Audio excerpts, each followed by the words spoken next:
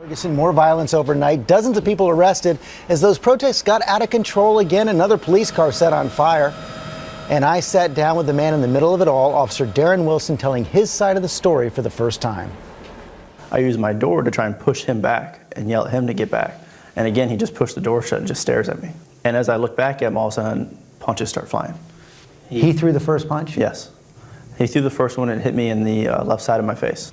I just know there was a barrage of swinging and grabbing and pulling for about 10 seconds. At some point, he was actually in the car physically, like he had ducked his head and came into the vehicle with me. Where's your gun at that point? I keep it on my right hip. Mm-hmm. I take it out and I come up, I pointed at him. And when I said, get back or I'm going to shoot you. And then his response, immediately, he grabbed the top of my gun. And when he grabbed it, he said, "You're too much of a to shoot me." And while he's doing that, I can feel his hand trying to come over my hand and get inside the trigger guard and try and shoot me with my own gun. Wilson got off 2 shots in the car before Brown started to run. And after I fired that shot, I look over. He's running. It went off that time. It did go off that time. He starts to run, and I see the dust cloud behind him, and I'm like, okay, I missed. That was the round didn't hit him. Then I go to exit my car. And when I'm getting out, I use my walkie, and I say, "Shots fired, send more cars." And I start chasing after Michael Brown. You described Michael Brown, when you saw him in that moment in the car, as a demon.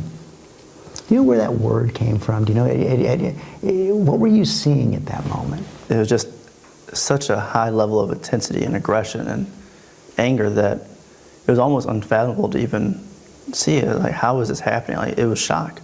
And you're positive you'd have that exact same reaction if he were white? Yes. Some of the witnesses have said they thought you were out of control, that somehow you had snapped. Mm-hmm. That would be incorrect.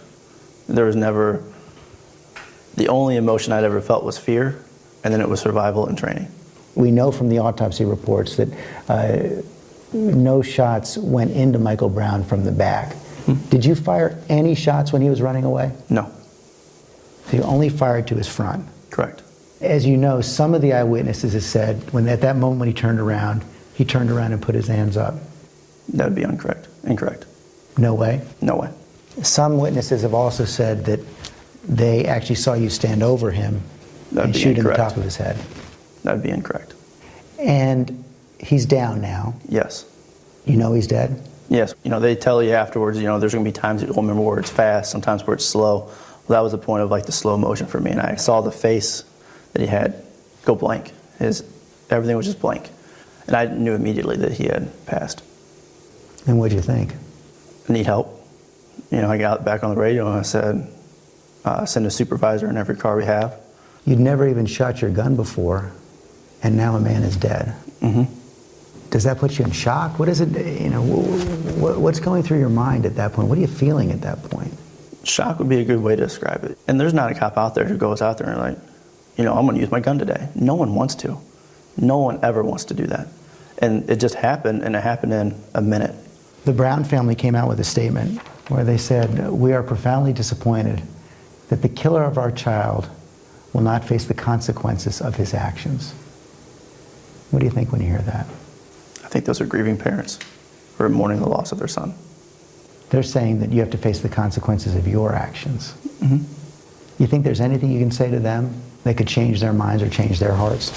I don't think there's anything they could say, but again, I'm sorry that their son lost his life. It wasn't the intention of that day. It's what occurred that day. And there's nothing you can say that's going to make a parent feel better. Do you feel any remorse? Everyone feels remorse when a life's lost. Like I told you before, I never wanted to take anybody's life. That's not the good part of the job. That's the bad part of the job. So yes, there is remorse. George, as you know, a lot of reaction to the interview, and people not only listening closely to what he said, but how he said it, and many people are questioning his demeanor. Yeah, he's very straightforward, very clinical in describing what happened. He's been telling exactly the same story since he first went back to the police station that afternoon. But you're right, not a lot of emotion bubbling up there. He sees himself simply as a police officer doing his duty that day, and he's not going to give much more than those facts. And in fact, he told you he just felt that he was doing his job. And because of that, he says he has a clean conscience.